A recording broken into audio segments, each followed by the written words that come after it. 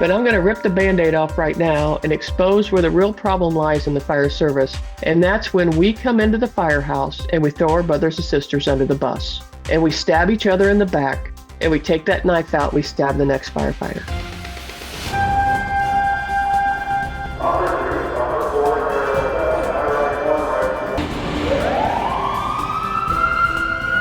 This is Code 3, the Firefighters Podcast, hosted by award-winning journalist Scott Orr. Now, here's Scott. That's right, and I will not let Parkinson stop me.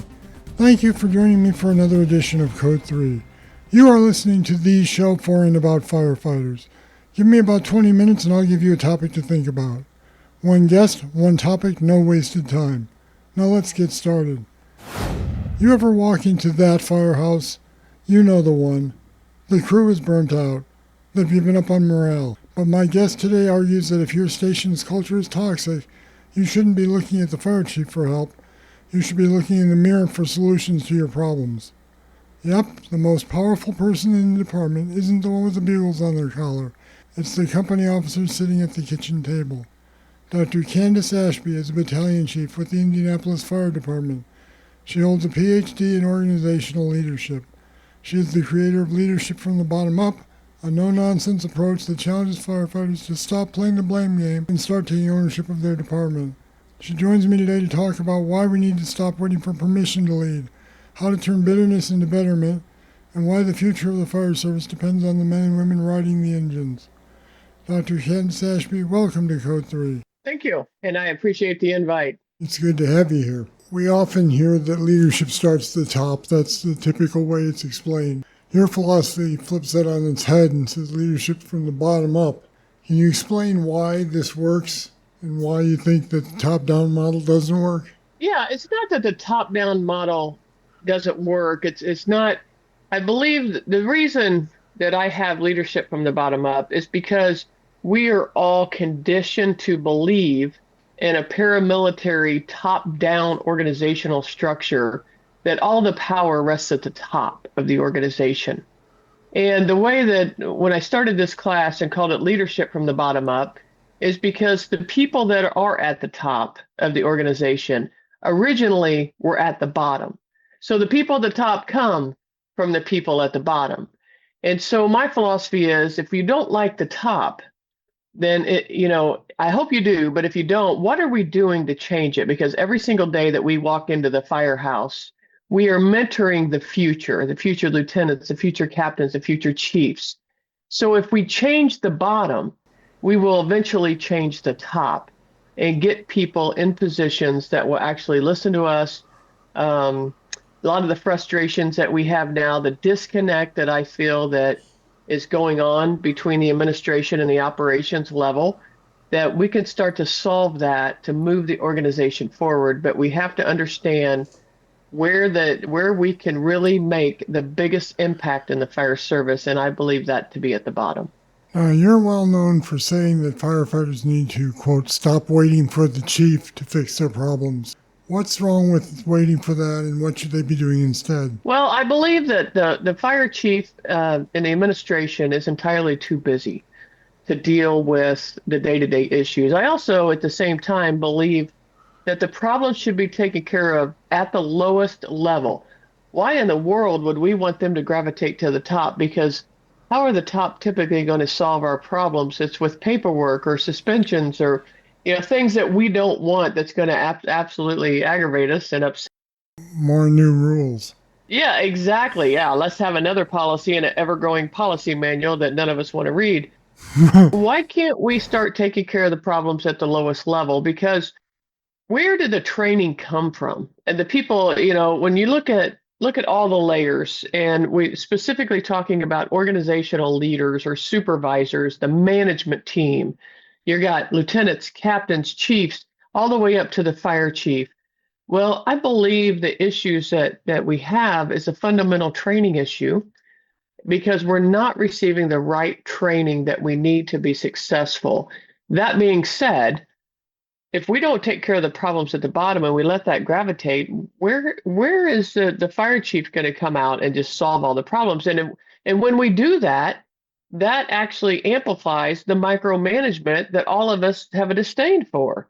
So why ever let it get to that level when we need to do that at the bottom of the organization and keep things from rising to the top? But yeah, I think the administrations, I've never been in an administration, and I do not hide that fact. I've always been on the street. All 35 of my career years has been on the street. But I'm very frustrated because I don't think the people at the top take time to listen to us on the street. And I think that's part of the disconnect. And I used to say they forgot where they came from. And then as I more or less looked at it from a more critical thinking perspective, I see the people at the top don't have enough time in the day. They take these positions and they go in there well intended to make a positive spin in the organization. And they get there and they find out this is not a Monday through Friday 8 to 5 job. It doesn't end at 8 hours a day.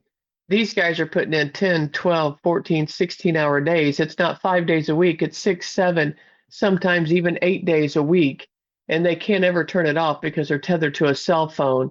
They are so busy because there's just 2 or 3 of them running a multi-million-dollar organization that in itself has led to the disconnect of us on the street. It's not that they forgot where they came from. They just don't have enough time that they devote to the people on the street. And that's where the disconnect lies.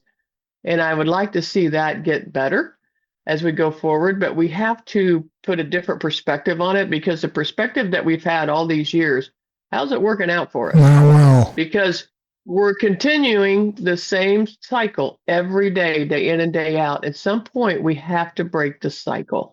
Okay, so how do we lead from the bottom without giving the impression that we're going rogue or subverting authority? Well, I believe that's where all the power lies, is in the bottom of the organization, meaning I believe company officers are more powerful than any fire chief in this entire country, because the company officer has the power to walk into a firehouse, and if there's a negative naysayer sitting there at the table running their mouth at how terrible everything is, the company officer can come in and shut that down if they want to.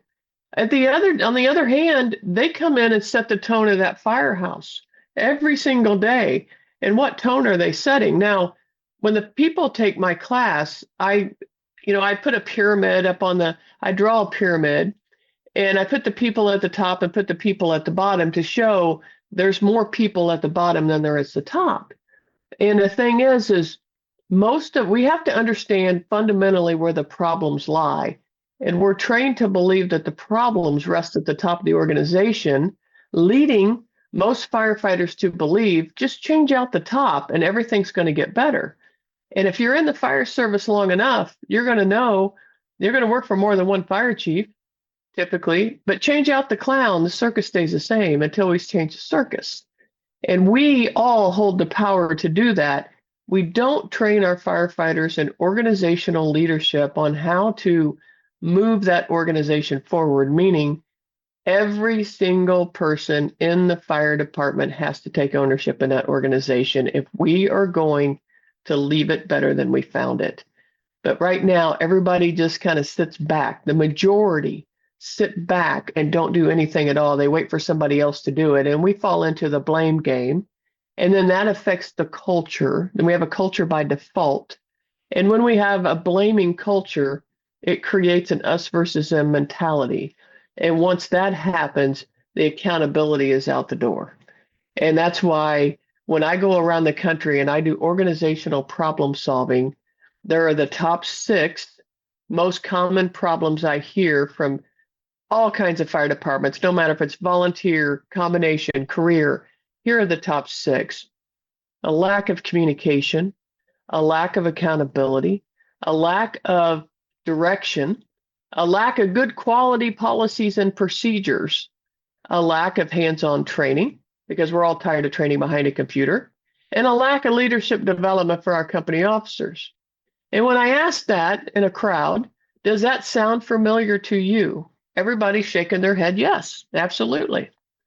And the thing is I tell them, if you don't take anything else away from what I tell you, I need you to understand this concept. Everything that happens from the top to the bottom of the organization happens at the company level first. You have officers that can't talk to their people, officers that don't hold their people accountable, officers that don't set a direction. They wait for somebody else to do it for them. They don't read the policies and procedures except to get promoted. They're the ones that don't want to do the training. They don't do leadership development, because in our world, it is tradition to say, if you got 25 or 30 years on the job, well, I've taken that class 30 years ago. Why do I need to repeat it? Well, I took strategy and tactics in 1990. I'm a battalion chief in 2026. How good would I be if I never went out and continued my training and education in building construction, fire behavior? And yet I'm the one that has to make a split-second decision to tell those guys to come out of that building before it collapses. And so we have to have this sponge of learning and training. And the older we get in the fire service, the less training and education we take, and we have that screwed up. And we need to reset everybody, understand fundamentally where the problems are. Now, I said the top 6 organizational issues, and we typically, and I'll stop here in just a second, but we typically believe that the fire chief and the administration are the problem. But I'm going to rip the Band-Aid off right now and expose where the real problem lies in the fire service. And that's when we come into the firehouse and we throw our brothers and sisters under the bus. And we stab each other in the back. And we take that knife out, we stab the next firefighter. And until we get that under control, we will not make our organization any better. If you don't like the top and the way they are, guess what? That is a product of the environment that you allowed to grow those type of people in there. So when do we change it and get people in positions for the right reasons and the right seats on the bus that understand how to connect with the entire organization? So let's talk about that. You talk about transforming bitterness into betterment. So when you walk into a firehouse that's thick with cynicism and toxicity, what's the first step to turn the ship around? I believe it has to come from the company officer and why they took that position. Because I've never seen an officer yet that was forced to be an officer. But they're the ones that say, pick me. I want to do this. I want to be a leader. I want my own crew. And they make a verbal contract that that's to hit the mission of the organization. But typically, they're the ones that fall after they get promoted into a level of complacency and that cynicism and that toxicity they allow to fester. When I teach my class, I talk about, I think there's a small percentage of people at the bottom of the organization that are negative naysayers. Something may have happened. They may have been browbeat by people that should have never got promoted or things like that. But it took their love of the job away and it hardened them. And I ask everybody when I'm teaching and presenting, like, what do you think that percentage looks like? And the number one answer I'm given is the 10%. And that's what I call the 10%. Now, the 10% are the ones that are really spreading the cancer through the organization. And if you're the 10%, you have to fix yourself. If you're not the 10%, that means you're the 90. We typically refer to the 90 as a silent majority.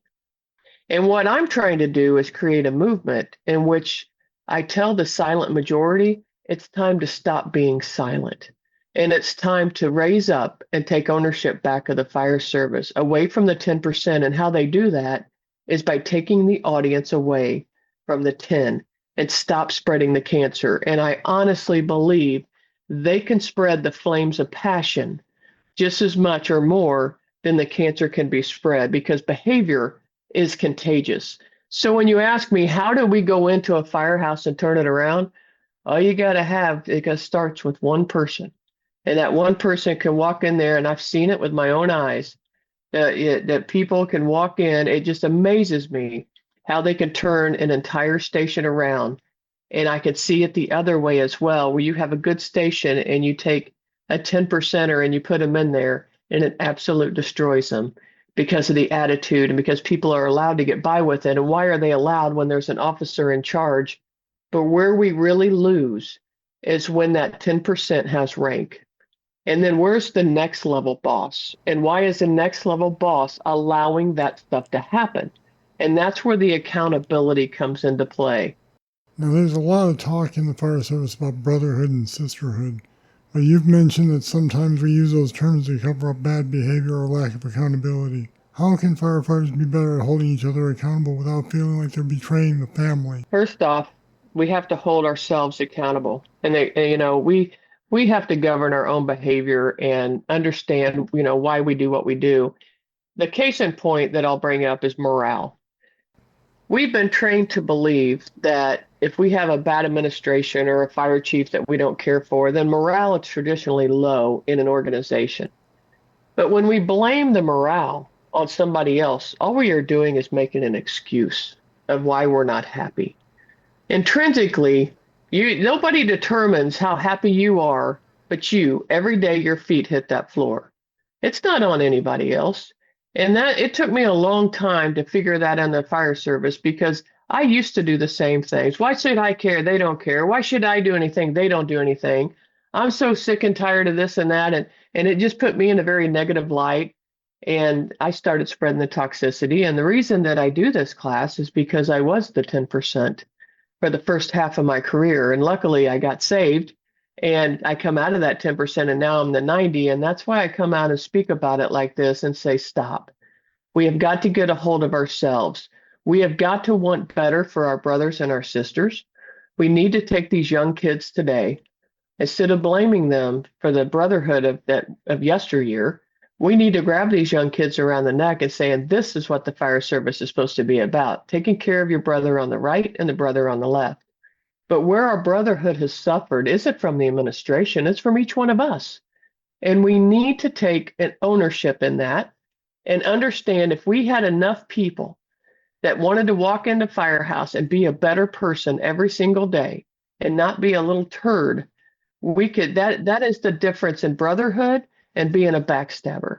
And every single day, each of us make a choice when we walk through the doors of that firehouse, whether or not we're going to be the best person that we can be. And when I say the best person, I'm talking about, the traits of a good person: integrity, hardworking, positive, humility, humble, just honorable. These people, when you think of a good person, a truly good person in your life, I ask people, does it make you want to be a better human being by just being in these people's presence? And everybody's like, yeah, it does. That is leadership right there. It's not tied to a rank. It's not tied to anything. Anybody has the ability to be a leader. And all it starts with is being a decent human being.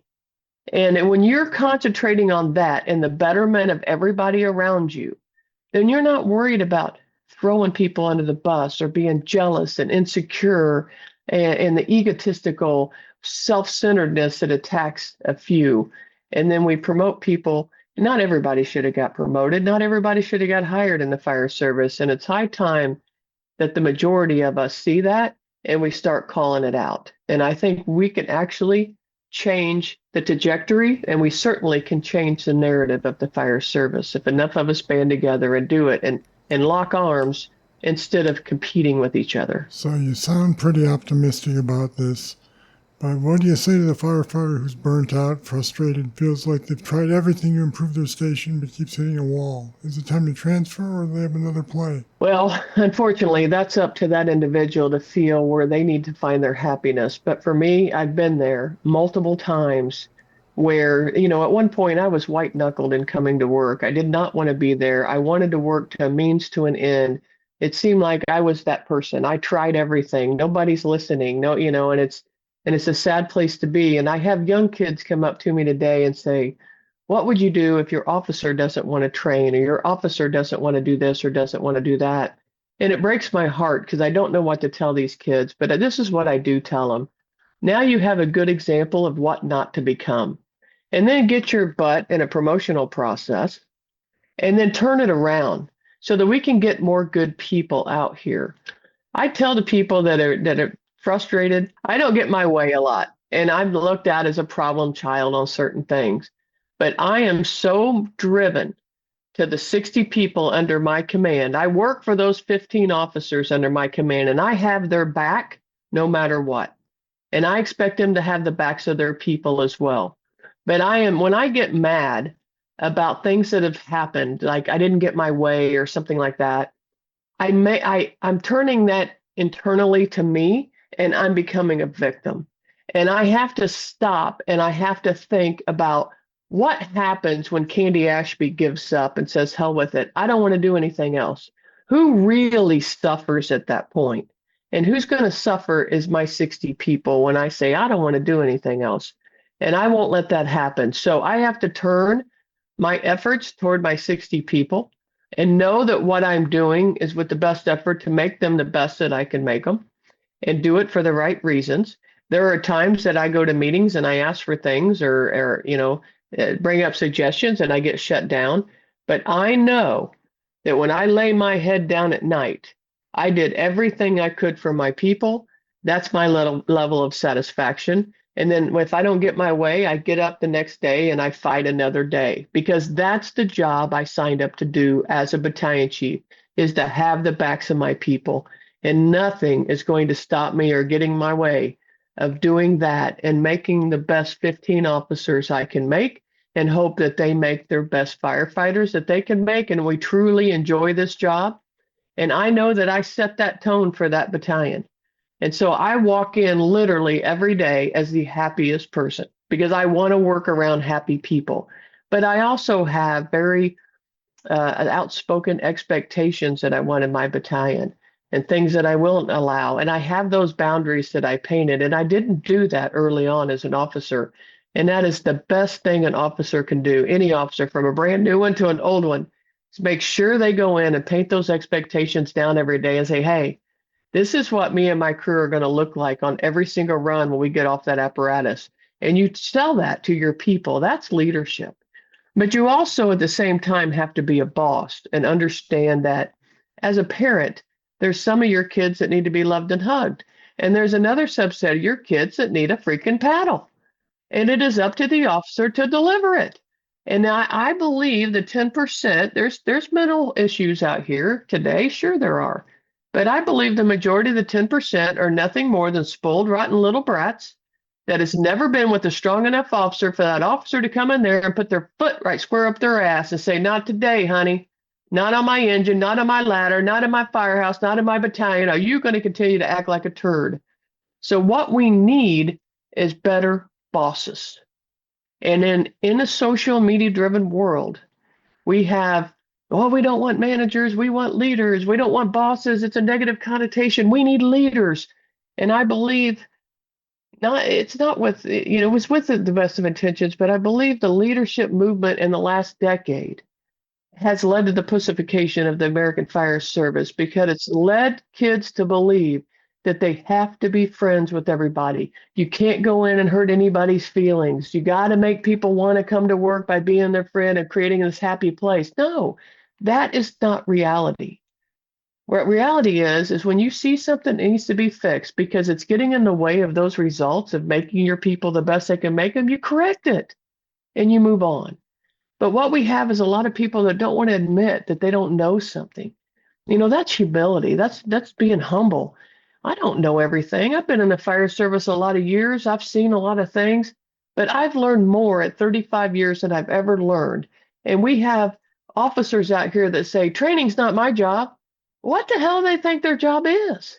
It's the growth and development of everybody around them. It's not about them. It's about what they can do for everybody else. But they miss that because we don't have the fundamental training to give them. It's like, where's the training in effective communication? Where's the training in the chain of command? That's one thing we screw up the most.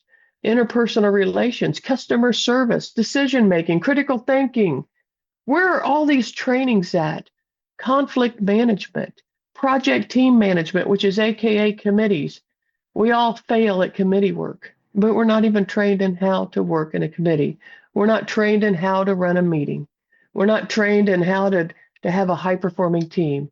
We're not training our officers how to be coaches and mentors and what the difference is. And when do we go for performance? This is one thing I tell officers. All you've got to do is one thing to improve the performance of you and your crew. And that's be the first one to the truck when the tones drop, not the last. And we were all young once, and we jump on, put our gear on and jump on the back of that apparatus, and our hearts are pounding and we're all excited. And then you watch some sloth walk to the apparatus like they could care less that a run just went out? How long is it going to take that officer to rip the enthusiasm out of that new kid? And who's the officer going to blame? The administration, everybody but themselves. So it is high time in 2026 that we all take ownership that we've all done wrong. And we've all done, I don't like to admit it, but I've done my fair share of throwing my brothers and sisters under the bus and stabbing them in the back. I just choose not to do it any longer and try to come out and paint a fire service that we can be proud of, that we can build the brotherhood, we can build the passion, we can learn every single day, we can get better and better and better. People ask me all the time, when am I going to retire? And I'm like, are you kidding? 35 years is just a warm up. I want another 35 years in the fire service because this truly is the best job in the entire world. But how many people have we heard with over 25 or 30 years on the job say they want another 25 or 30? And we don't. And why don't we? Because they're burnt out. They're tired of the politics. They're tired of the fighting. And if you think about it, that's all we do every single day is we fight amongst each other. Every shift thinks they're the greatest shift. Every station thinks they're the greatest station. The bottom fights with the top. Every shift fights with each other. You have one shift that don't fuel the apparatus. You have another shift that don't clean the house or pick up after themselves. You have another shift that they want to leave food in the pan and throw it in the refrigerator so they don't have to do the pan. And it's incredibly sad. And then all we do is blame everybody else for everything that's wrong when we need to be looking inward at ourselves and understand that we are all the problem, but we are also the solution to the problem. And once we really, truly understand the difference that can be made, but we first have to change our perspective. We have to change our mindset. We have to understand where the real problems lie and what can we do, each of us can do to contribute to make that organization better. And understand, you may have people over you, because not everybody should have been promoted, that is wreaking havoc and they're not good people and they may be a micromanager or whatever. But you know what? There ain't a damn thing you're going to do about it at that moment in time. So you need to embrace the suck at that moment and train every single person around you to not be like that individual. And eventually we will erase those individuals and we'll put people in place that deserve to be there. At least that's my hope. That's powerful stuff. Thanks for being with me today, Candace Ashby. We're glad to have you here. And please, if there's anything I could ever do for anybody, don't hesitate to contact me. You can Google me, find me on Facebook. And I believe it doesn't matter what our patches say and what department we're at.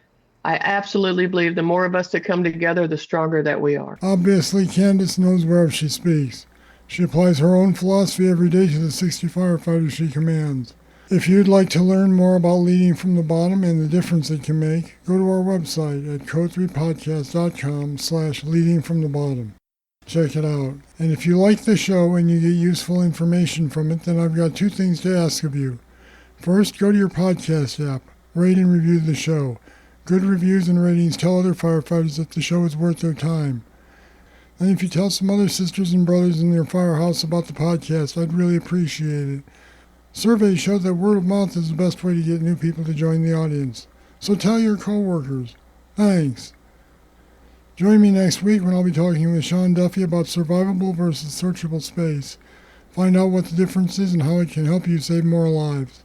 The faster we can get people into buildings to not only put water on the fire, but to also search the areas, the better it is for everyone, including firefighters. Rather than having 2 people standing outside while 2 people are inside, if we have 4 people, put them to work. That's next week on Code 3. And that's it. That's all for this edition of Code 3. Please join me next time for more. Until then, I'm Scott Orr. Stay safe. To contact us, get more information on today's show, or to subscribe to the podcast, go to code3podcast.com.